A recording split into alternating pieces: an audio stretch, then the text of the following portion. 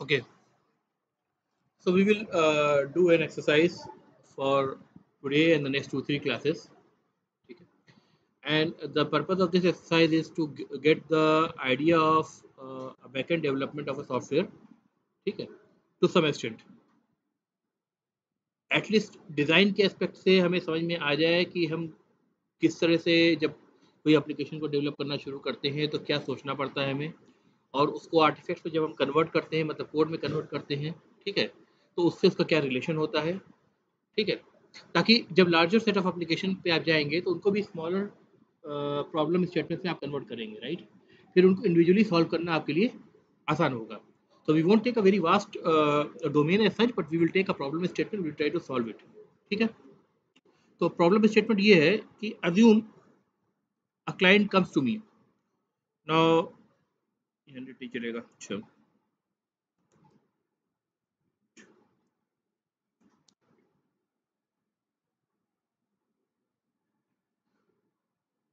now see, when the clients come to you, normally he is also not very much clear about what he requires to the extent that that clarity is required. You as a developer are unfamiliar with the domain कि वो क्या करवाना चाहता है, ठीक है, और उसकी एग्जैक्ट रिक्वायरमेंट्स क्या है, ठीक है. सो if I start giving you a requirement, then you as a developer may ask questions to clarify the requirements. ठीक है, जो पीछे बैठे आप आगे आ जाओ बेटा, आगे खाली है तो पीछे नहीं बैठना है, आगे आ जाओ, आप दोनों भी आ जाओ, भी इधर आ जाओ, डांस दो, आप दोनों को भी कह रहा हूँ, आ जाओ, सोचना नहीं है भाई, आ जाओ जल्दी आ जाओ, सोचने में 2 4 नंबर कट जाएंगे फिर.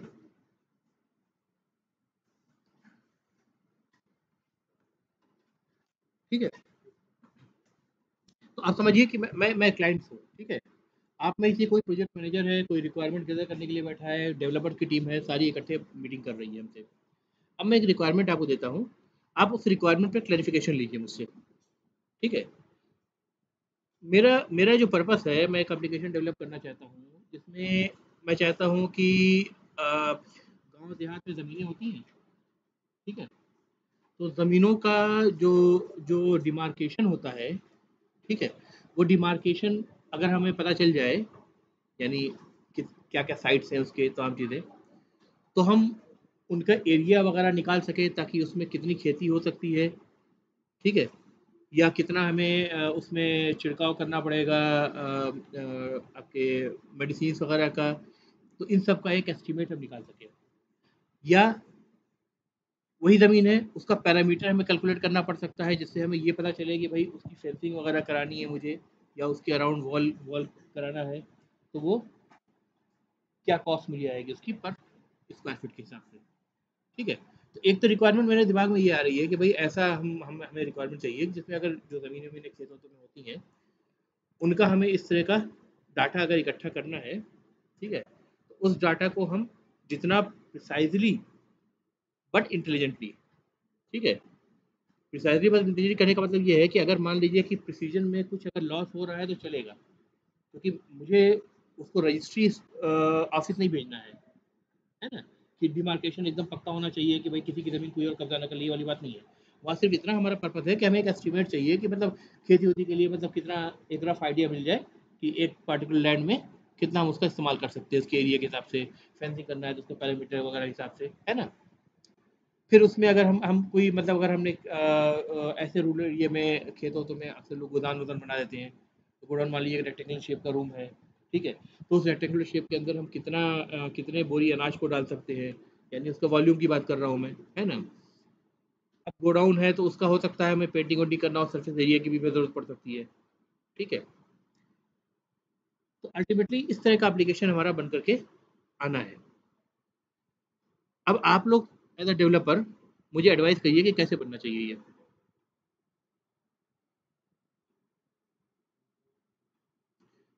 कोशिश करें इस चीज़ को सिंपलिस्टिक रखें, बाद में आइटरेटिवली उसको इम्प्रूव करने की कोशिश कर सकते हैं.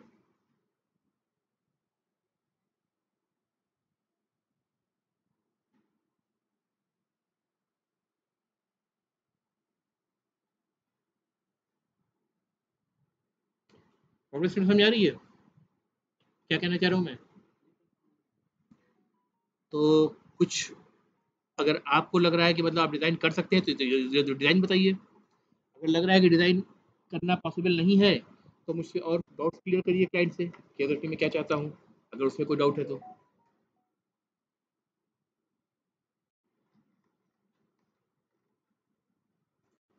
मुझे नहीं पता कि इस एप्लीकेशन का नाम भी क्या होने वाला है। मैंने एक अपनी एक वेग सी रिक्वायरमेंट दी है आपके सामने। वेग लग रही है ना? है ना? अभी तक 2 चीज़ें मैंने आपको लिस्ट डाउन की हैं। एक तो ये है कि लैंड पार्सल का हमें एरिया और पैरामीटर कैलकुलेट करने की डिपेंडिंग अपॉन द शेप ज़रूरत पड़ सकती है। दूसरे, अगर उसमें किसी तरह का कंस्ट्रक्शन है तो उसका वॉल्यूम, सरफेस एरिया वगैरह टाइप की चीज़ें कैलकुलेट करने की हमको ज़रूरत पड़ सकती है। इतनी तो क्लैरिटी होगी, राइट? तो आप इसको कैसे अब आगे ले जाएँगे?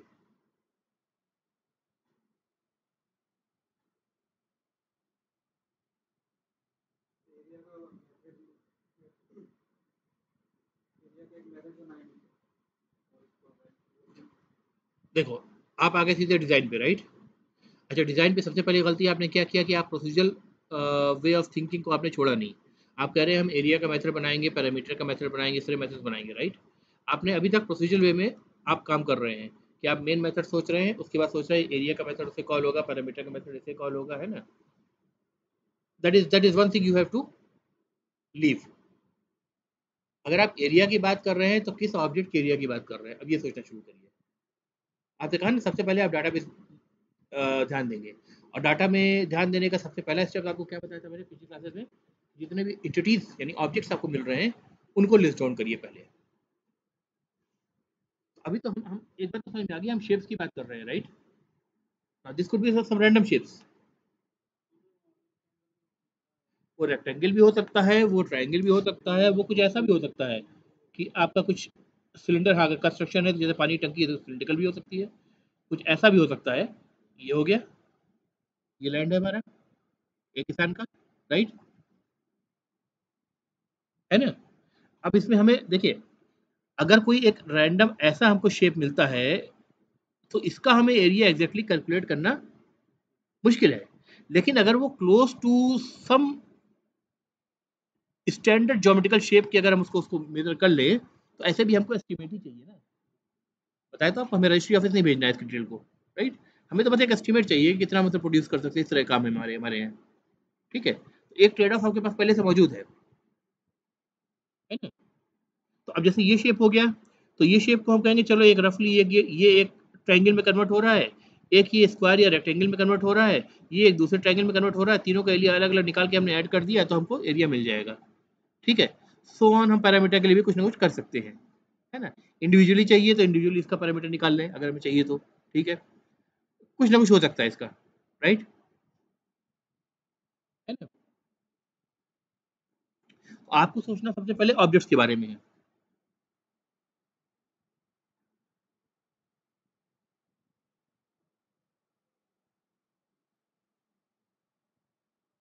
रिक्वायरमेंट में कुछ कमी है तब मुझे क्लाइंट की तरह ट्रीट करिए फिर आप, कि क्लाइंट क्या पूछ रहे हैं।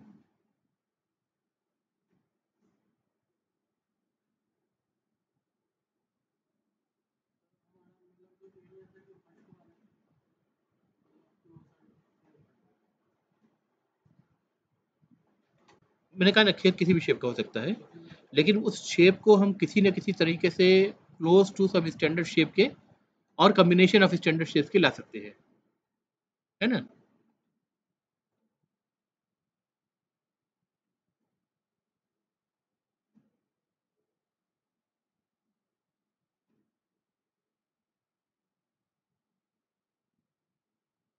आप सिंपली ऑब्जेक्ट साइडिफाई करना शुरू करो पहले।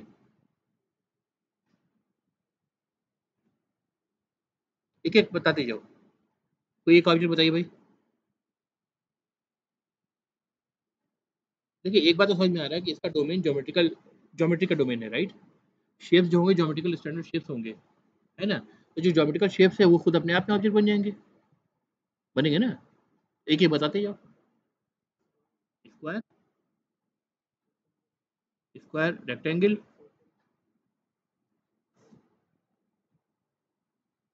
सर्किल, सेमी सर्किल, है ना, ट्रेपेजियम, ठीक है, इस तरह के बहुत सारे बन जाएंगे। करेक्ट, ये स्टैंडर्ड शेप है आपके, पेंटागन, हेक्सागन, ठीक है, ऐसे बहुत सारे आ जाएंगे। अच्छा, we will start with some few of them, ठीक है। जब एप्लीकेशन डेवलप कर रहे हैं तो सबसे पहले तो आप उसको प्रूफ ऑफ कंसेप्ट बना के देंगे ना कि हाँ ये चीज़ पॉसिबल है, और ऐसा ऐसे फीचर्स इसमें आएंगे ताकि वो लिमिटेड फंक्शनलिटी के साथ अपने प्रोग्राम को स्टार्ट करके उसका बेनिफिट उठाना शुरू कर सके। तो अज्यूम करते हैं कि हम rectangle, triangle, circle, semi circle, दो चार शेप अगर हम मान लें तो उसका इनिशियल लेवल पे काम उसका उन सबको कंबाइन करके हम जो खेत का कोई स्ट्रक्चर है उसको हम फॉर्मुलेट कर सकते हैं, ठीक है, एक शेप उसका फॉर्मुलेट कर सकते हैं, ठीक है। और कुछ?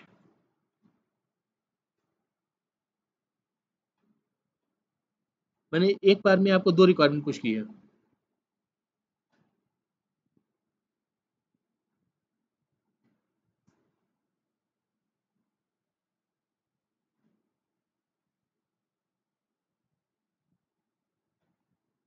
दूसरा, अगर कोई कंस्ट्रक्शन है, राइट? कोई कंस्ट्रक्शन है, तो उसमें हो सकता है कि पानी की टंकी है तो सिलिंड्रिकल हो जाएगी। अगर गोडाउन है तो हो सकता है रेक्टेंगल हो जाए, है ना? एंड सो ऑन, हो सकता है ना?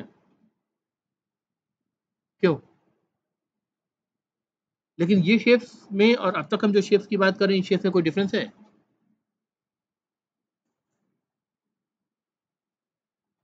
एक 2 डायमेंशनल शेप की बात हो रही है, और जब हम कंस्ट्रक्टेड मतलब जो आर्टिफैक्ट्स होंगे उन पे जाएँगे तो क्या वो 3 डायमेंशनल शेप हो जाएँगे, राइट? फ़र्क हो गया, मेजर फ़र्क हो गया इसमें, है ना? अब आप एज़ अ डेवलपर क्लाइंट से क्या पूछ सकते हैं कि सर ये बताओ एट द मिनिमम आपको पहले क्या चाहिए ताकि आपका एप्लीकेशन अप एंड रनिंग कर दे, ठीक है? और आप उसको बनता हुआ देखें, ठीक है? आपका कुछ काम उससे होना शुरू हो जाए ताकि आपका रेवेन्यू जनरेट होना शुरू हो जाए, आपको उससे हेल्प मिलना शुरू हो जाए, है ना? सबसे पहला जो क्वेश्चन करने का काम है वो अपने टास्क की प्रायोरिटाइजेशन करना होता है।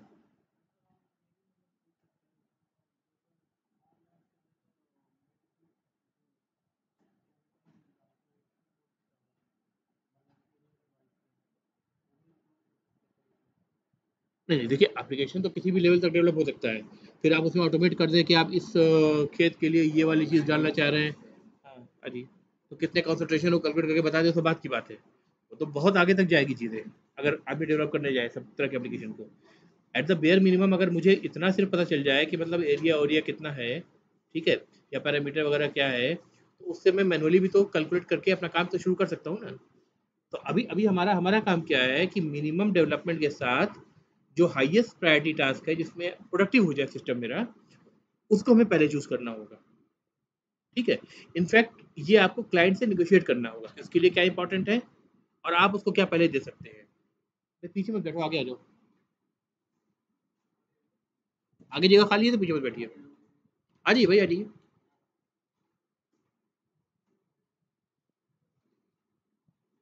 जो जो जैसे डेवलपमेंट होता है मैं आपको वो चीज़ बता रहा हूँ, ठीक है? ज़रूरी नहीं कि आप एज़ अ फ्रेशर जाएँ तो आपको इस काम में बैठा दिया जाए, ठीक है? But ultimately down the line 2-3 years आपको ये भी करना पड़ेगा, है ना? चीज़ों को प्रायोरिटाइज़ करना भी होता है। अब नॉर्मली अगर डेवलपर पॉइंट ऑफ व्यू से हम सोचें तो 2D शेप्स पे काम करना ज़्यादा आसान है या 3D शेप्स पे काम करना ज़्यादा आसान है? 2D में, ठीक है? क्लाइंट भी आपसे कह रहा है अच्छा ठीक है भाई, मुझे पहले खेतों का डायमेंशन वगैरह ये सब चीज़ें निकालने का की फैसिलिटी अगर दे दो, तो हम उसको पहले बढ़ाना शुरू करते हैं, फिर कंस्ट्रक्शन का बाद में देखेंगे। क्योंकि पहला एम तो हमारा वो है ना? आप हो सकता है किसी एक चीज़ से सेटल हो जाए। ये मैं एक एग्ज़ाम्पल दे रहा हूँ। रियलिटी में सिचुएशन कुछ भी हो सकती है ना? तो आपने कहा कि अच्छा ठीक है, पहला जो हम वर्ज़न निकाल रहे हैं वो बेसिक जो हमारे जो शेप्स है, 2 डायमेंशनल ज्योमेट्रिकल शेप्स है, उनका हम यूज़ करके आपको एरिया निकालने का, कैलकुलेट करने का एप्लीकेशन हम आपको दे रहे हैं, ठीक है? फर्स्ट आपका जो एप्लीकेशन रोल आउट होगा, वो ये होगा। आपने इस पे डिसाइड कर लिया फॉर एग्ज़ाम्पल, ठीक है? यहाँ तक क्लियर है? अब चलते हैं हम इसके थोड़ा-सा डिज़ाइन पे।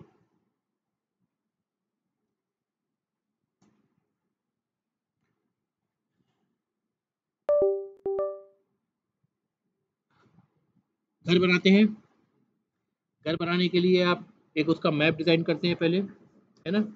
या उसका एक मॉडल डिज़ाइन करते हैं, राइट?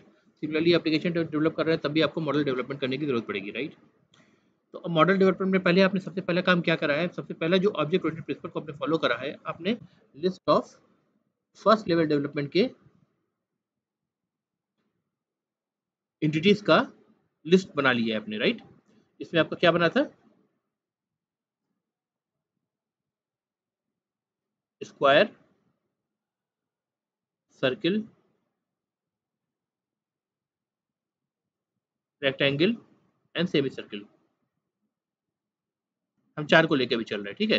और ट्रायंगल भी कर लेते हैं, ठीक है? ट्रायंगल का भी यूज़ रहेगा, राइट? इतने कम कर लेते हैं, राइट?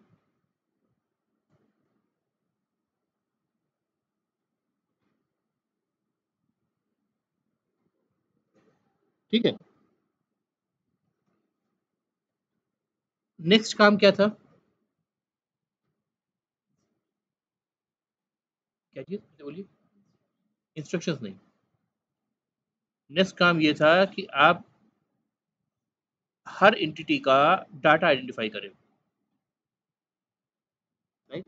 पहले एंटिटी, फिर एक-एक एंटिटी को उठाइए, उसके अंदर को डाटा को आइडेंटिफाई करिए। जब डाटा आइडेंटिफाई हो जाए, उस पे क्या ऑपरेशंस परफॉर्म होंगे यानी उनके बिहेवियर, फिर उनको आइडेंटिफाई करिए।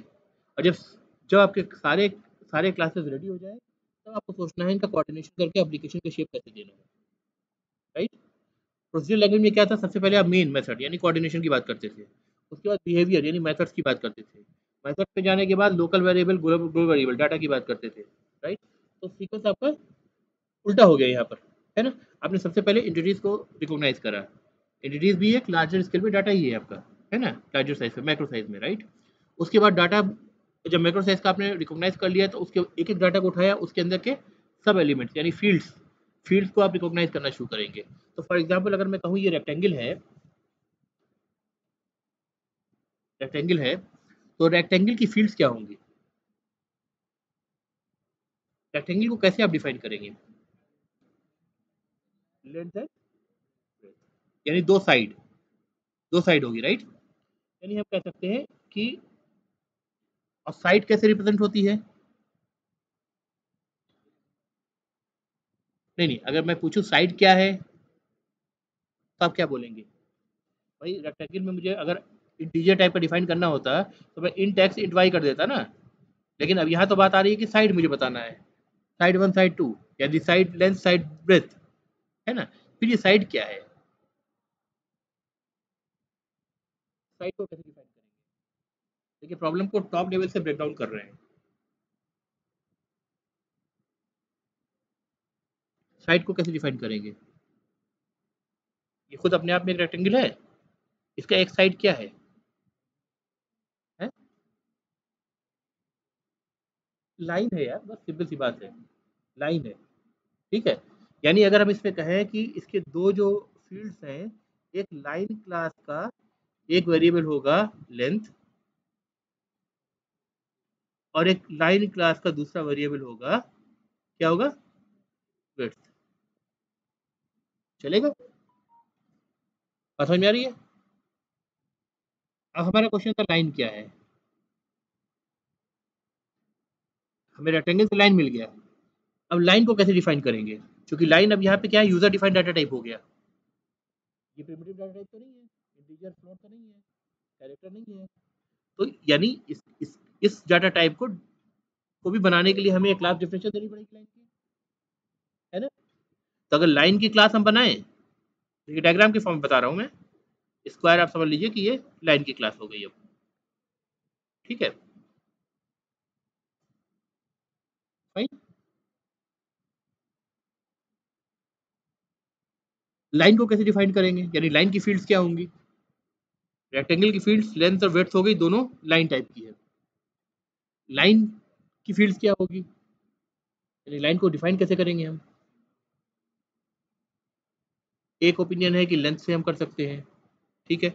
अगर हम लेंथ से करेंगे तो प्रॉब्लम ये है कि ये और ये दोनों की लेंथ अगर सेम है तो हम दोनों को डिस्टिंग्विश नहीं कर सकते। और कोई तरीका जो इजीएस्ट मोस्ट हो?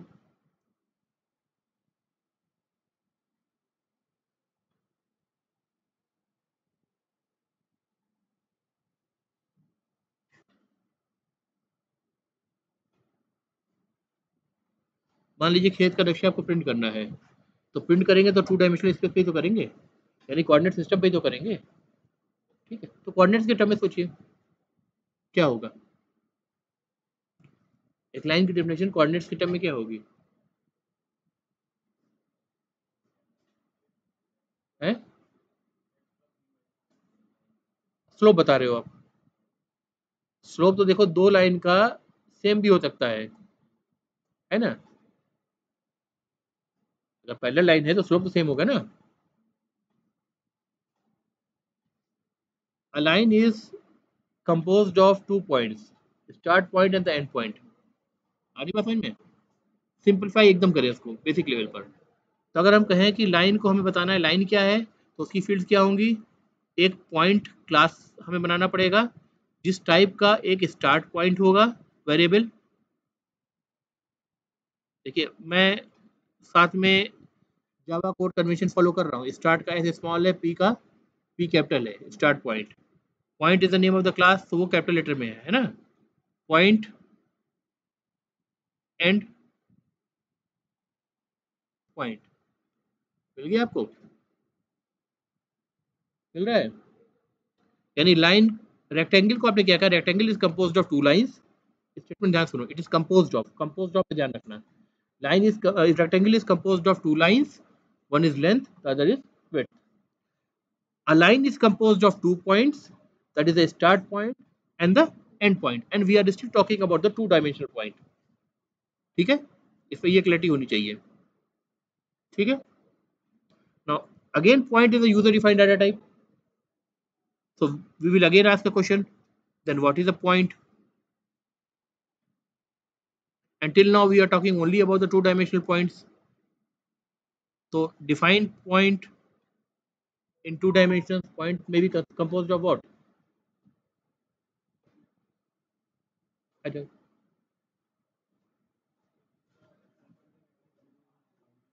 eh? बोलिए बोलिए क्या बोल रहे थे? इस सर्कल तो अलग एंटिटी होगी ना बेटा। मैं सिंपली पॉइंट की बात कर रहा हूँ। देखो एक, अगर रेक्टेंगल की बात करूँ चाहे मैं ट्रायंगल की बात करूँ, रेक्टेंगल बोलूंगा कि लाइन से बना हुआ है, राइट? 4 लाइन होगी लेकिन 2 लाइन। ठीक है, बल्कि रेक्टेंगल की जब बात कर रहे हैं तो ये डेफिनेशन जो है ना लेंथ एंड ब्रेड्थ की, ये भी मतलब बेटर नहीं है। यहाँ पे चारों, चूंकि पॉइंट अब डिफरेंट हो गया है ना, तो अब यहाँ पे भाई लेंथ ब्रेड्थ नहीं करूंगा, बल्कि मैं साइड 1 साइड 2 साइड 3 साइड 4 कर दूंगा। क्योंकि चारों साइड तो अलग अलग होंगे ना, उनके पॉइंट्स अलग अलग होंगे ना, start and end points. Line side 1 side 2 side 3 and side 4। ठीक है, ट्राइंगल की बात करूंगा तो साइड 1 साइड 2 साइड 3 हो जाएगा। ठीक है, सर्किल की बात करूंगा तो सेंटर पॉइंट एंड रेडियस हो जाएगा, राइट? यानी सर्किल की डेफिनेशन में फील्ड जो बनेंगे वो पॉइंट, एक सेंटर पॉइंट बनेगा जो पॉइंट टाइप का होगा, और एक रेडियस बनेगा जो कि लाइन टाइप का होगा अगेन। ठीक है, लाइन को हम ब्रेक करना चाहेंगे तो हम बोलेंगे line is composed of start point, any line which is composed of start point and the end point. ठीक है, then what is the point in a 2 dimensional coordinate system?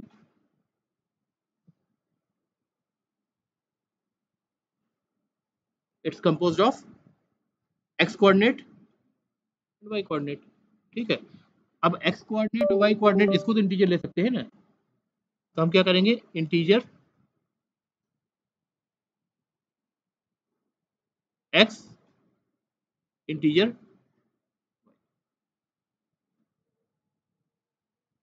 तो आपने देखा कि प्रॉब्लम हमने शुरू करी square, circle, rectangle, semi circle, triangle, इनको आइडेंटिफाई करने से for just part of the application, और फिर उनको फर्दर हमने जब फील्ड्स उनके आइडेंटिफाई करने शुरू किए, तो अगर हमें फील्ड ऐसे समझ में नहीं आ रहा है कि क्या फील्ड हो सकते हैं, तो हम ये क्वेश्चन कर सकते हैं what a rectangle is composed of.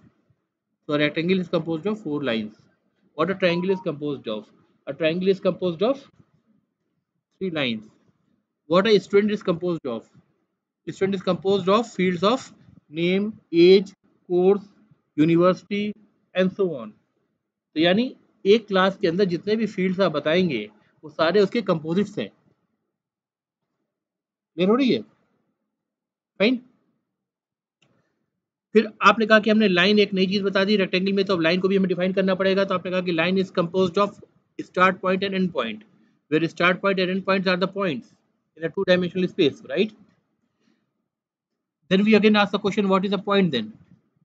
तो आपने कहा कि if I am talking about the two dimensional space then a point is nothing but in a coordinate system it's x and y, the two values, ठीक है। अब जब आपने ये क्लासेस फाइंड आउट कर ली हैं, तो अब इन क्लासेस पे आप इनके बिहेवियर, पहले आपने एंटिटीज फिगर आउट करी, ठीक है, एक एंटिटी को उठाई, एक एंटिटी से आपने देखा दूसरी एंटिटीज भी जनरेट हुई हैं, राइट? रेक्टेंगल से लाइन और पॉइंट पे भी आप आ गए हैं, और यही लाइन और पॉइंट आपके सर्किल, रेक्टेंगल, सेमी सर्किल और ट्रायंगल सबका बेसिस बनेगा, ठीक है, सबका बिल्डिंग ब्लॉक बनेगा, ठीक है। अगर आप पॉइंट को ऐसा समझे जैसे आप घर बनाने जा रहे हैं, तो जो ईंटा होता है ना, वो आपका पॉइंट है, उससे आप दीवार बनाएंगे, वो लाइन हो गई, ठीक है। दीवार से आप कोई शेप बनाएंगे, ठीक है, वो कमरा हो गया, रेक्टेंगल हो गया, ठीक है। फिर उन शेप के कॉम्बिनेशन से आप खेत बनाएंगे, तो पूरा आपका घर हो गया। तो आपने प्रॉब्लम को ब्रेक डाउन करा लोएस्ट लेवल पॉसिबल लेवल पर, और वहां से आप आइटरेटिवली ऊपर जाते गए। लेकिन वो आपने लोएस्ट लेवल फाइंड आउट कैसे करा? हर जगह से आपने क्वेश्चन पूछा, है ना, कि भाई ये रेक्टेंगल है तो रेक्टेंगल क्या चीज़ है, और क्वेश्चन पूछने में आपने उनकी फील्ड्स को आइडेंटिफाई करा। अभी तक मैं ये बात नहीं कर रहा हूँ कि मुझे इन पे ऑपरेशन क्या क्या चाहिए, ठीक है। अब हम ऑपरेशन पे आएंगे जब हमने फील्ड को आइडेंटिफाई कर लिया है। तो इस रेक्टेंगल को हम थोड़ा सा और आगे बढ़ा रहे हैं। एक पार्टीशन हो गया फील्ड्स के लिए, यानी ये सारी चीज़ें जो हो गई फील्ड्स हो गई। ये सबसे सिंपलेस्ट फॉर्म का क्लास डायग्राम बना रहा हूँ मैं, सबसे सिंपलेस्ट फॉर्म का क्लास डायग्राम बना रहा हूँ, ठीक है। इसके नीचे अब यहाँ पे लाइन खींच के अब मैं यहाँ फील्ड्स के ऊपर जो ऑपरेशंस होंगे, यानी बिहेवियर होंगे या मेथड्स होंगे या फंक्शन होंगे, उनको यहाँ लिखना शुरू करूँगा। तो अगर रेक्टेंगल है, तो रेक्टेंगल के लिए आपको क्या चाहिए होगा? कैलकुलेट एरिया, एक method, right, fine. Calculate perimeter, दूसरा मेथड। अब ये ध्यान दीजिए कि ये जो मेथड्स हैं calculate area and calculate parameter, they are ultimately they will be operating on the same fields जो हमने डिफाइन कर रखा है। अगर आपको एरिया पता करना है तो भी लेंथ इंटू ब्रेथ करेंगे, यानी साइड्स की आप लेंथ निकाल के और दूसरे साइड की वेट निकाल करके आप उनसे मल्टीप्लाई कर लेंगे आपस में, राइट, एरिया निकल जाएगा। पैरामीटर चाहिए इन चारों की लेंथ निकाल के उनको ऐड अप कर लेंगे, ठीक है। लेकिन जो साइड है, जो लाइन है अपने आप में, उसकी लेंथ निकालने का फंक्शन मैंने यहाँ नहीं लिखा है। वो फंक्शन कहाँ बनाता है सेंस? इस जगह, ठीक है। यहाँ पे आप मेथड लिख सकते हैं, कैलकुलेट स्लोप, कैलकुलेट लेंथ, और दो मेथड्स लिख सकते हैं क्योंकि वो लाइन से रिलेटेड है।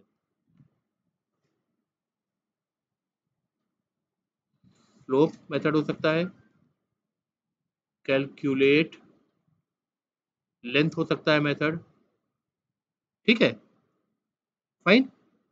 तो अगर ये साइड वन लाइन का रेफरेंस वेरिएबल है, तो मैं हमेशा side one dot calculate length call करके उस साइड का लेंथ में पता कर सकता हूँ, और उसको मैं यूज कर सकता हूँ कैलकुलेट एरिया में, कर सकता हूँ, या कैलकुलेट पैरामीटर में।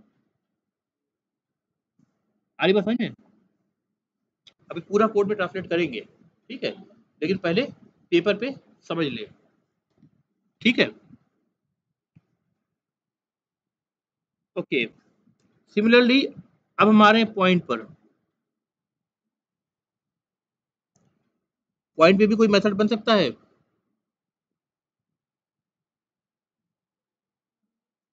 प्रिंट कोऑर्डिनेट से लिए कर सकते हैं हम, है ना।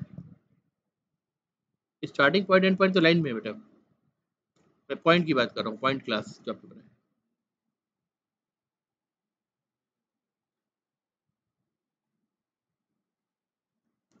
प्रिंट पॉइंट, ठीक है।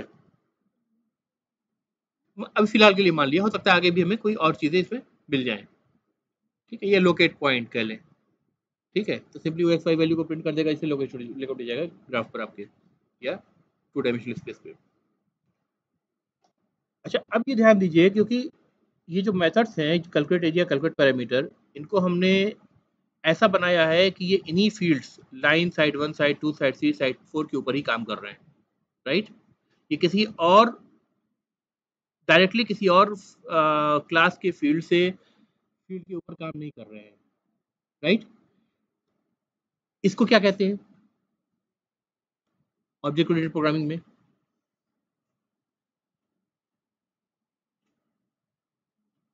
इनकैप्सुलेशन, फील्ड्स और रिलेटेड मेथड, रिलेटेड बिहेवियर, दोनों को एक ब्लॉक में आप इनकैप्सुलेट कर रहे हैं, that is what we called as encapsulation. और तो कोई नई चीज नहीं है ना, है ना। बस आपको ध्यान ये रखना है कि जो बिहेवियर आप किसी क्लास में डाल रहे हैं, वो बिहेवियर ऐसे होने चाहिए जो उन्हीं उसी क्लास के फील्ड्स पे ही ऑपरेट कर रहे हो, उनको कहीं इधर उधर नहीं, ताक झाक नहीं करनी है। ठीक है, इससे आपका सारा कंसेप्ट सेपरेट रहेगा। अब देखिए, पॉइंट में कैलकुलेट स्लोप, कैलकुलेट लेंथ मैंने पॉइंट में डाला, इसको यहाँ नहीं डाला, क्योंकि इसके रेफरेंस वेरिएबल हमारे पास है, तो उससे हमें इसका मेथड से कॉल करके मिल जाएगा हमको, राइट। तो जो चीज़ जहाँ पे सेंस बनाती है उसी जगह उसको आपको डालना है। क्लियर हो रही design? Any advice on this?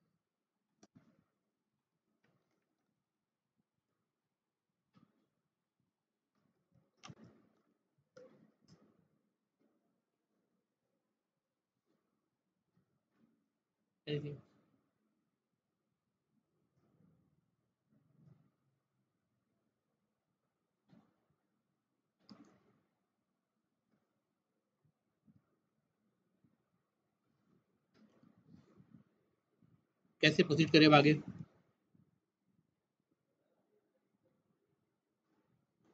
इतने डिजाइन से मेरे ख्याल से अब कोड पे हम जाके इसको ट्रांसलेट करना शुरू कर सकते हैं, राइट, एंड ट्राई आउट करना शुरू कर सकते हैं। First level of prototype. ठीक है, सीधे एक काम करते हैं, एक लिस्ट खोल लेते हैं।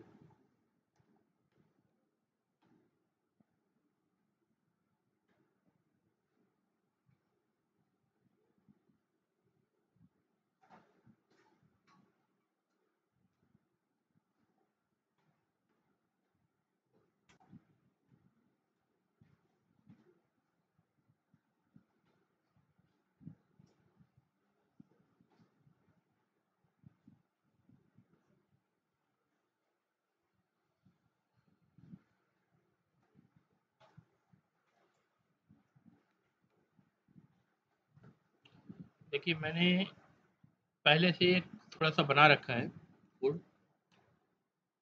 इस कोड को देखिए अब। सबसे पहले मैंने क्या करा, एक नया एप्लीकेशन बनाया। ठीक है, इक्लिप्स खोल के नया एप्लीकेशन बनाया। नया एप्लीकेशन कैसे बनाते हैं? आप सिंपली यहाँ पे प्रोजेक्ट पैकेज एक्सप्लोरर है, इस पर आप राइट क्लिक करेंगे। राइट क्लिक करने के बाद न्यू जावा प्रोजेक्ट बनाएंगे। ठीक है, टेस्ट ऐप आपने बनाया, फिनिश, नया प्रोजेक्ट बन गया, राइट। जब ये नया प्रोजेक्ट बनेगा तो उसके अंदर आप लाइब्रेरीज देखेंगे और एक एसआरसी नाम का फोल्डर देखेंगे, जिसको ड्रॉप डाउन करेंगे तो वो एम्प्टी दिखेगा। ठीक है, एक मॉड्यूल हाइफन इन्फो डॉट जावा दिखेगी, उसको इग्नोर कर दीजिए, अदरवाइज ये एम्प्टी दिखेगा। एसआरसी फोल्डर किस लिए होता है? उसके लिए सोर्स कोड होता है। इस प्रोजेक्ट में मैंने क्या करा है, दो पैकेजेस बनाए हैं, आर्टिफैक्ट्स और शेप्स।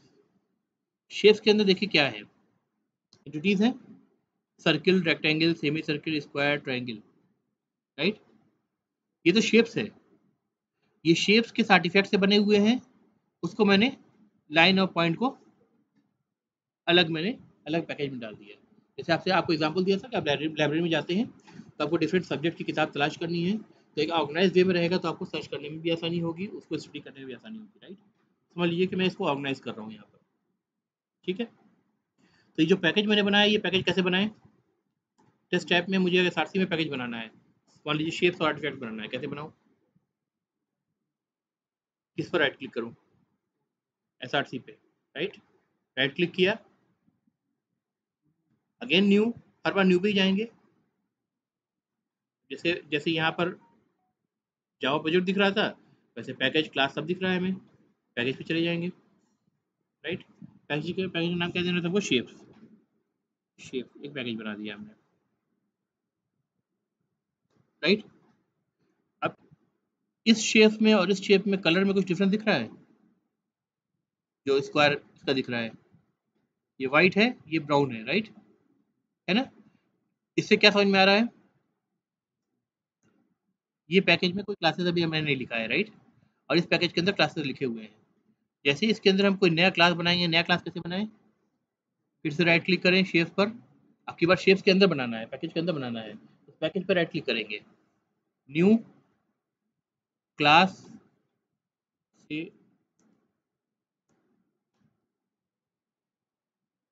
सॉरी रेक्टेंगल बना दिया मैंने, राइट, फिनिश। ये जैसे रेक्टेंगल बना, ये कलर इसका चेंज हो गया, ठीक है। अब ये देखिए ऑटोमेटिकली जनरेट होकर आ गया, पैकेज शेप सबसे पहले ऊपर आ गया, रेक्टेंगल क्लास बन के आ गया, कोई public static void main method अपने आप नहीं आएगा, ठीक है, आपको इसकी जरूरत भी नहीं है, ठीक है, बन गया, क्लियर है गाइस? तो अब इनफैक्ट स्क्रैच से कोड करने से अच्छा है, in the interest of time let's try to understand what these classes are directly, ठीक है। अब देखिए इसमें क्या है, आपके पास है से फॉर एग्जांपल रेक्टेंगल, आपने रेक्टेंगल खोला, रेक्टेंगल अभी एम्प्टी है, इसमें मैंने कुछ नहीं करा है। स्क्वायर, इसमें भी कुछ नहीं करा है। ट्रायंगल, ट्रायंगल में करा है, राइट। ट्रायंगल में क्या करा है? How a triangle could be defined, it could be defined by three sides, right, it could be defined by three sides and every side is a line, ठीक है। तो just to avoid the confusion, आप देख के थोड़ा सा परेशान हो रहे होंगे, मैंने सब हटा दिया, ठीक है, आपका ट्रायंगुलर, ठीक है। सिंपली मैं कहूँगा line side one, line side two, line side three. और ये ध्यान रखिए कि साइड वन साइड लाइन की डिफिनेशन मैंने पहले दे रखी है, और लाइन को डिफाइन करने के लिए पॉइंट चाहिए, पॉइंट की डेफिनेशन भी पहले मैंने दे रखी है। वो क्लासेस बन रखी हैं, इसलिए यहाँ पे कोई कंपाइलेशन एरर नहीं आ रहा है, वरना ये क्या क्या कहता कि दिस, जो लाइन के अंडरलाइन करके बोलता रेड से कि this could not be identified, ठीक है, सिंपल सी बात है। तो तीनों साइड आपने बना दी है, फील्ड डिफाइन हो गई। अब आपको मेथड डिफाइन करने हैं, है ना। मेथड में जैसे एरिया हो गया, कैलकुलेट एरिया हो गया, कैलकुलेट पैरामीटर हो गया, हमने डिस्कस करा था, वो सारा हम यहाँ पे बना सकते हैं। लेकिन यहाँ पे एक इम्पॉर्टेंट प्रिंसिपल है डिस्कस करने का, वो ये है कि जो साइट्स आपके हैं ये सारे क्या हैं, फील्ड्स है, राइट। फील्ड्स की विजिबिलिटी क्या होनी चाहिए? अभी तक हमने विजिबिलिटी की बात नहीं करी है। विजिबिलिटी क्या होनी चाहिए? प्राइवेट। क्यों होनी चाहिए?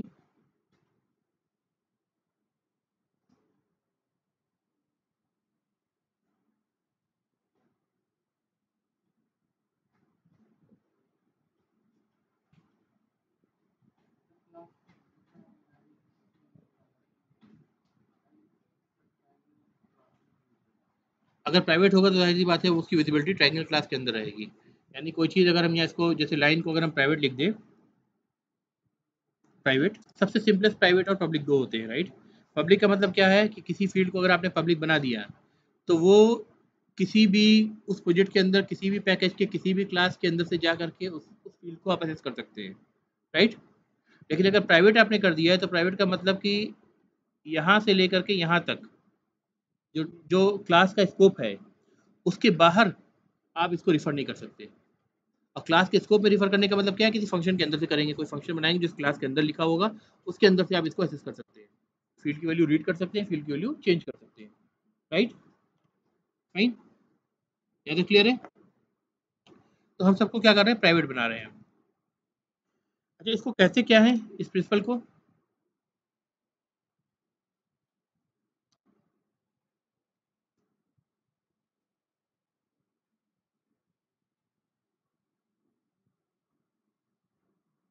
ऑब्जेक्ट ओरिएंटेड प्रोग्रामिंग के प्रिंसिपल को क्या कहते हैं? क्या फील्ड्स को प्राइवेट बना रहे हैं, यानी उनको मोस्ट रिस्ट्रिक्शन के साथ आप रख रहे हैं। डाटा हेडिंग कहते हैं, राइट? डाटा हेडिंग, फायदा क्या है डाटा हेडिंग का? चलो फायदा बाद में देखते हैं। अगर हम डाटा हेडिंग कर रहे हैं तो फिर आखिर कभी ना कभी तो मुझे इन फील्ड्स को एसेस करने की ज़रूरत पड़ेगी इस क्लास के बाहर से भी, ठीक है? जैसे मुझे साइट्स को सेट करना है, ठीक है?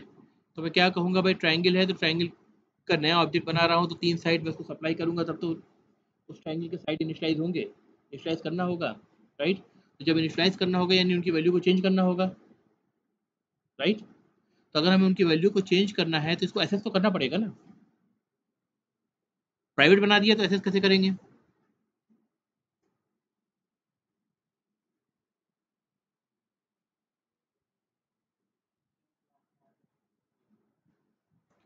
जैसे मैं आपको एग्जांपल बता रहा हूँ, जैसे मैंने फॉर एग्जांपल यहाँ पे कहा एक अलग ही पैकेज बना लेता हूँ मैं, टेस्ट केसेस,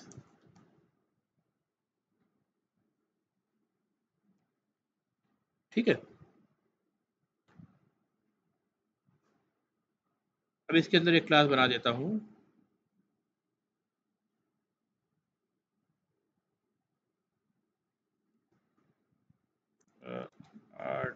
आर्टिफैक्ट टेस्ट,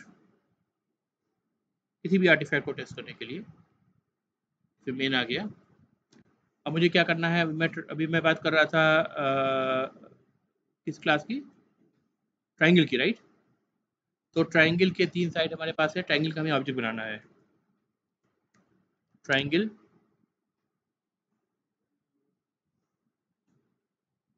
ये इसको रिकॉग्नाइज क्यों नहीं कर रहा है? ट्रायंगल सही है, से T1 is equal to new,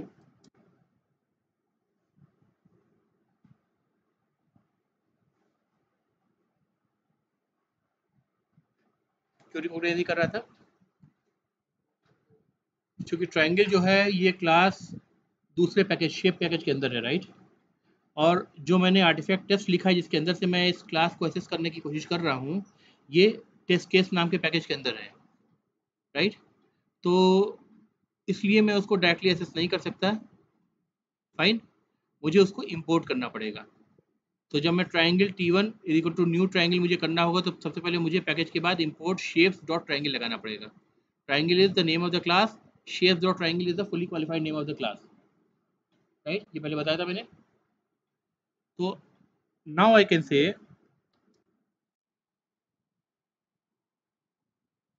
triangle T1 is equal to new triangle, लेकिन क्या ऐसा कह देने से उसके तीनों साइड इनिशियलाइज हो गए? नहीं हुए। इनफैक्ट उनके साइड्स को हम एसेस भी करने की कोशिश करें, T1 डॉट अगर लगा के देखें तो उसमें कोई भी साइड 1 साइड 2 साइड 3 दिख रहा है क्या ड्रॉप डाउन में? नहीं दिख रहा है ना। अगर वो पब्लिक होते, फॉर एग्जांपल ये सारे में से एक साइड 1 को मैं पब्लिक कर दे रहा हूँ, इसको मैंने साइड 1 को पब्लिक कर दिया, बाकी 2 को प्राइवेट छोड़ा, ठीक है? सेव करा, दोबारा से जाके देखिए T1 डॉट लगा करके आपको साइड 1 नजर आना शुरू हो गया, है ना? तो प्राइवेट हमने क्या करा कि विजिबिलिटी का सबसे हाईएस्ट रिस्ट्रिक्शन लगा दिया, जिसकी वजह से क्या हुआ, किसी और क्लास में जब उस साइट को हम मैसेज करना चाहेंगे तो मैसेज नहीं कर पाते डायरेक्टली। फिर हम अगर हम मैसेज ही नहीं कर पाएंगे तो फायदा क्या, कैसे कैसे क्या करें हम फिर? ये बात बिल्कुल सही है कि हमने रिस्ट्रिक्शन को इम्पोज कर दिया डाटा पे, highest restriction, and that is what we call as the data hiding principle, जिसको हमें फॉलो भी करना है, ठीक है? जिसको हमें फॉलो भी करना है, यानी वेरिएबल्स अननेसेसरली आपके पब्लिक नहीं होने चाहिए, आपके वेरिएबल्स एक्सपोज नहीं होना चाहिए आउटसाइड द क्लास, ठीक है? उनकी विजिबिलिटी, हाँ वही तो पूछ रहा हूँ मैं। अगर प्राइवेट लिखूंगा तो ऐसे कैसे करूंगा, वही तो आपको बताना है। वर्चुअल क्लास C++ में होती है बेटा। वर्चुअल क्लास से कोई लेना देना भी नहीं है। अगर वहाँ सी प्लस में भी यही क्वेश्चन पूछ रहा होता ना, तो वर्चुअल क्लास से कोई लेना देना नहीं होता इसका।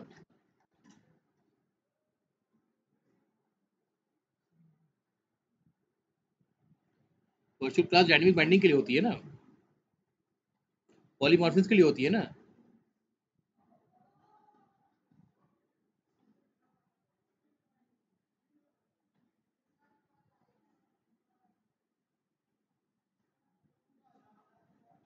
देखिए इस क्लास में इतने लोग बैठे हैं, राइट। अब अगर कोई बंदा बाहर से आकर के आप में से किसी को किसी काम के लिए बाहर ले जाना चाहता है या किसी से इंटरेक्ट करना चाहता है, तो क्या वो डायरेक्टली इंटर करके आपसे बात करके आपको लेके चला जाएगा? इधर मैं बैठा हूँ, सबसे पहले तो मैं हड़काऊंगा उसको, चलती क्लास को डिस्टर्ब कैसे कर रहे हो, है ना। तो उसको पहले आकर के मुझसे बात करनी पड़ेगी, फिर मैं आपको बताऊंगा अच्छा फला ठीक है, अच्छा आप चले जाइए। तो ज़रूरी नहीं है कि अगर ये डाटा आपका सिक्योर्ड है with the least with the highest restriction है एक्सेस के लिए, तो हो सकता है कोई कुछ और आर्टिफैक्ट हो जो एज अ इंटरफेस काम करे, एज अ मैकेनिज्म काम करे, एक गेट का काम करे, जो उस डाटा तक पहुंचने का रास्ता बन जाए। फाइन, ठीक है। अब उसके लिए क्या करना होता है, जैसे आपने ये ट्रायंगल क्लास बनाया, तो मैं एक बड़ा इंटरेस्टिंग काम करूंगा, देखिएगा। इस फील्ड को सिलेक्ट किया तीनों को मैंने, ठीक है। कहाँ पे हूँ मैं, ये एडिटर विंडो पे हूँ, राइट। यहाँ पे मैं करूँगा राइट क्लिक, ठीक है। सोर्स दिखेगा आपको, यहाँ पर सोर्स दिख रहा है, राइट। उसमें आप नीचे आएंगे, आपको दिखेगा जनरेट गेटर एंड सेटर्स, ठीक है। फिर से करके दिखाऊं, देखिए ये तीनों फील्ड्स है मेरी, मैंने इनको लिया, राइट क्लिक करा, एडिटर विंडो पे ही एक ऑप्शन यहाँ सोर्स दिखेगा आपको, ठीक रिफ्रैक्टर से ऊपर और क्विक फिक्स से नीचे सोर्स दिखेगा। सोर्स में जाने के बाद मैं क्या करूँगा, यहाँ बहुत सारे ऑप्शन दिख रहे हैं मुझे, एक option generate getter and setters है, ठीक है। इसको मैं क्लिक कर दूंगा, अभी देखिए क्या मैजिक होगा। साइड 1, साइड 2, साइड 3 दिखा रहा है, ये क्या है, आपकी फील्ड्स है। मैंने सिलेक्ट ऑल कर दिया, सारे सिलेक्ट हो गए। अब मैं जनरेट बटन पे क्लिक करूंगा, अब देखिए क्या जनरेट होगा, ध्यान से देख के बताइए क्या जनरेट हुआ है। ये कोड नीचे आ गया, इसको मैं ऊपर पहुंचा देता हूँ ताकि आपको समझने में आसानी हो, और एक गैप कर दिया। अब देखिए, अब बताइए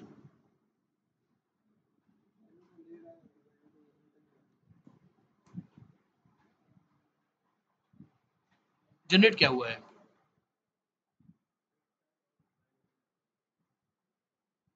हर फील्ड के लिए दो मेथड जनरेट हुए हैं, एक गेट लगा के है और एक सेट लगा के है।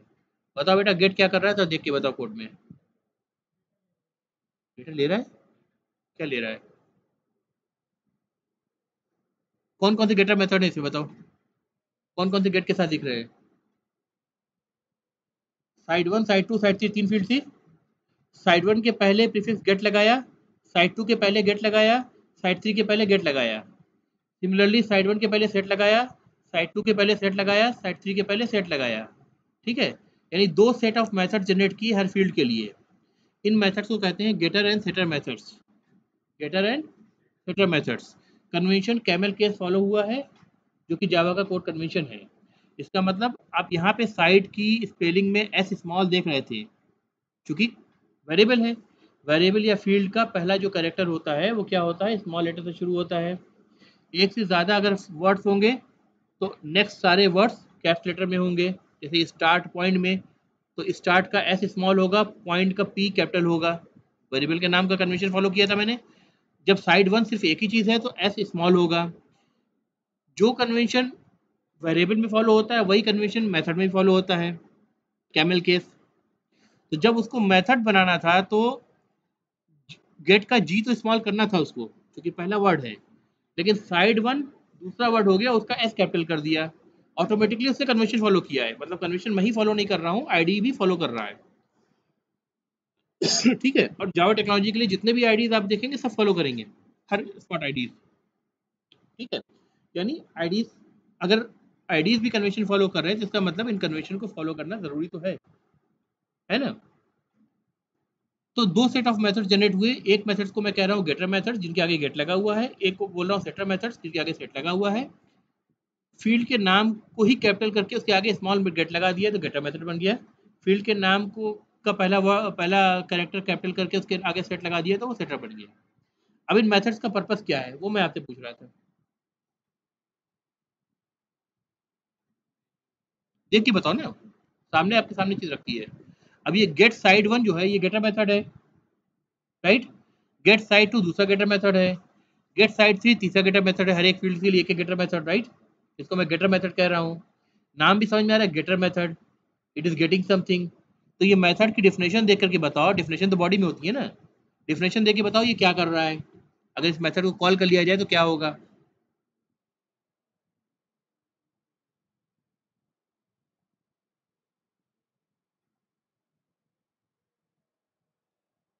साइड वन की वैल्यू रिटर्न करेगा, और चूंकि साइड वन जो है वो प्रिमिटिव इंटीजर या फ्लोट नहीं है बल्कि वो किस टाइप का है, लाइन है। इसका मतलब ये जो रेफरेंस वेरिएबल है इसी को रिटर्न कर देगा, ठीक है, करेक्ट। ध्यान दो ये मेथड जो जितने भी जनरेट हुए सारे क्या है, पब्लिक हैं। हम हमने ये क्लास ये जो वेरिएबल्स थे इन सबको प्राइवेट डिक्लेयर करा था intentionally to follow the data hiding principle, जिसका असर ये हुआ था कि बाहर के किसी क्लास में हमको वो फील्ड्स नहीं दिख रहे थे, side one side two side three नहीं दिख रहे थे। लेकिन देखिए get side one get side two get side three दिख रहा है, set side one set side two set side three दिख रहा है। तो अल्टीमेटली हमने क्या करा, एक गेट बना दिया, रास्ता बना दिया कि किसी भी फील्ड को जिसको हमने रिस्ट्रिक्ट कर दिया जिसकी विजिबिलिटी को उस क्लास के अंदर तक के लिए ही, यानी हाईएस्ट रिस्ट्रिक्शन प्रोवाइड कर दिया, उसके लिए करस्पॉन्डिंगली एक लोएस्ट रिस्ट्रिक्शन का एक गेट बना दिया जिसके थ्रू जा करके आप उसको रीड भी कर सकते हैं थ्रू गेटर मेथड, और राइट या चेंज भी कर सकते हैं थ्रू सेटर मेथड। ठीक है, गेटर मेथड क्या कर रहा था देखिए,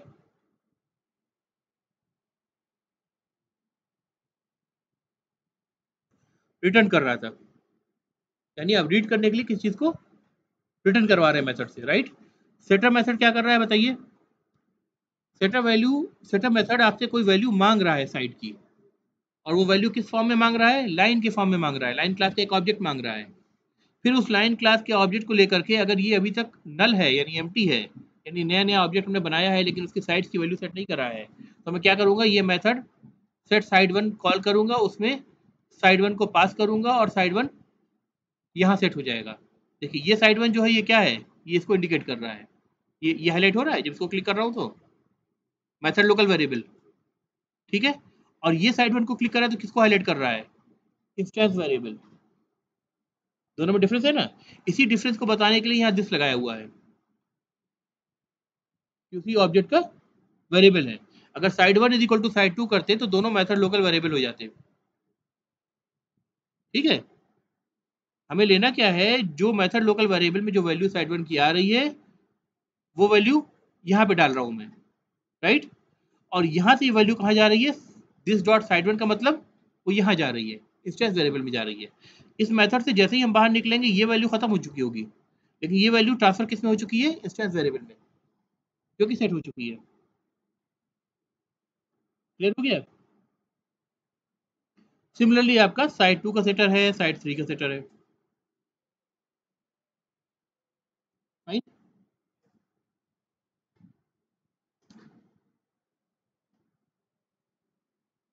इस पे कोई क्वेश्चन दिमाग में आ रहा है,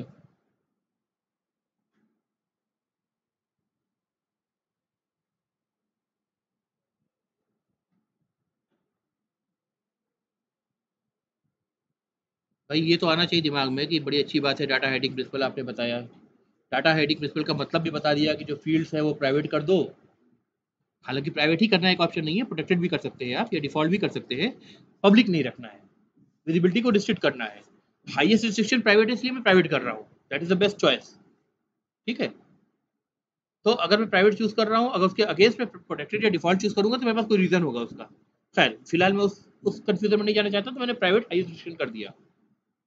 डाटा हाइडिंग प्रिंसिपल फॉलो कर लिया, आपका जो फील्ड है वो outside the access of this class secured हो गया। ठीक है, लेकिन अल्टीमेटली ले देके मैंने उसके अगेंस्ट पब्लिक मेथड्स तो बना ही दिए हैं ना। तो एसेस तो तब भी मैं वैसे ही कर रहा हूँ जैसे किसी पब्लिकली मैं एसेस कर सकता हूँ, क्योंकि वो मेथड्स तो पब्लिक है, वो लीस्ट रिस्ट्रिक्शन के साथ हैं। तो ये इतना इतना कहानी घुमाने का फायदा क्या हुआ? जब एसएससी करना था तो उसको पब्लिक ही छोड़ देते हैं, वेरिएबल्स को, फील्ड्स को। काहे लिए मेथड्स वगैरह को इतना सारा डाल करके इतना उसके आगे गेटवे लगा दिया, रास्ता बंद कर दिया, चेन लगा दिया कि भाई आप किसी स्टूडेंट को ऐसे नहीं लेके जा सकते, आपको पहले टीचर से बात करना पड़ेगा। ये सब करने का फायदा क्या हुआ? कोई भी कहाँ इंटर नहीं करेगा? सिंपल टर्म में कहूँ तो कोई भी किसी वेरिएबल की वैल्यू को डायरेक्टली डॉट ऑपरेटर लगा के एसेस या चेंज नहीं कर पाएगा, उसको मेथड के थ्रू आना पड़ेगा, है ना। मेथड उसका गेटवे बन गया। लेकिन अल्टीमेटली वो हो तो ही रहा है ना, या तो हम रीड कर रहे हैं या चेंज कर रहे हैं। तो ये जो बीच में रिस्ट्रिक्शन लगाया है मेथड का, इससे फायदा क्या हुआ है?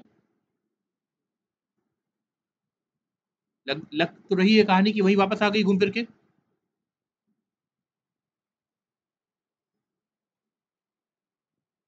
डाटा हाइडिंग पढ़ी है ना भाई। डाटा हाइडिंग का मतलब ये समझते थे कि फील्ड्स को प्राइवेट करते हैं और मेथड्स को पब्लिक करते हैं। अगर हम गेटर सेटअप मेथड न लिखे तब तो उन फील्ड्स का बनाना ही बेकार हो जाएगा, है ना। क्योंकि ये जो फील्ड्स है ये एंटिटी की फील्ड्स है, ये इसको डिफाइन कर रही हैं, हमें इनकी वैल्यू की ज़रूरत है। रीड भी करना है, उसको चेंज भी करना है, राइट भी करना है। ठीक है। डाटा हाइडिंग को हमेशा कहते हैं कि सिक्योरिटी से रिलेटेड है। सिक्योरिटी का मतलब क्या है भाई, आप बताओ, क्या नाम है?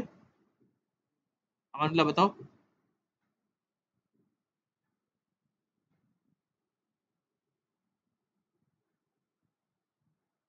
नहीं पता? अभी बताया। क्लास के स्कोप के बाहर आप उसको डायरेक्टली एक्सेस नहीं कर सकते बिना पब्लिक मेथड के। पब्लिक मेथड एक तरह से गेटवे का काम कर रहा है, जैसे यहाँ टीचर बैठा है, एक इंटरफेस का काम कर रहा है। कोई बंदा आकर के आपको डायरेक्टली आपसे इंटरेक्ट नहीं कर सकता, उसको परमिशन लेनी होगी तब आप जा करके उसको आप वो आपको बाहर ले जा सकता है, राइट। फाइन। एक कंट्रोल में चीज आ गई, राइट। या आप ऐसा समझिए कि आप फीस जमा करने फाइनेंस ऑफिस जा रहे हैं, तो फाइनेंस ऑफिस में अंदर बहुत सारे लोग बैठे हैं, लेकिन आप किसी से नहीं मिल सकते ऐसे, है ना। वही काम का डिस्टर्बेंस आप करेंगे, राइट। तो आप क्या करेंगे, आप सिर्फ काउंटर पे जाएंगे, काउंटर पे जो बंदा बैठा है वही एक बंदा आपसे इंटरेक्ट करेगा। ठीक है। तो एक इंटरेक्शन का पॉइंट मिल गया आपको।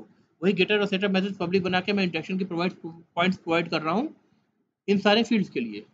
लेकिन बहरहाल इंटरेक्शन तो हो ही रहा है ना, और उसी वे में इंटरेक्शन हो रहा है। जैसे अगर फील्ड्स को मैं प्राइवेट की जगह पब्लिक रखता तो भी ऐसे ही इंटरेक्शन होता। हम उनको रीड भी करते हैं, हम उनको चेंज भी करते हैं। तो इतना लंबा कोड ऐड करने का मुझे क्या फ़ायदा हुआ? ये तो सिर्फ 3 फील्ड थी तो 6 मेथड ऐड हुए हैं। 20 फील्ड होती तो 40 मेथड ऐड होते हैं, है ना। वो अलग बात है, हमें इसको लिखना नहीं पड़ा, जनरेट कर लिया हमने। आईडी हमारे पास है तो हमें उससे हेल्प मिली, हमने जनरेट कर लिया, है ना, एक क्लिक में। बट है तो कोड ही ना।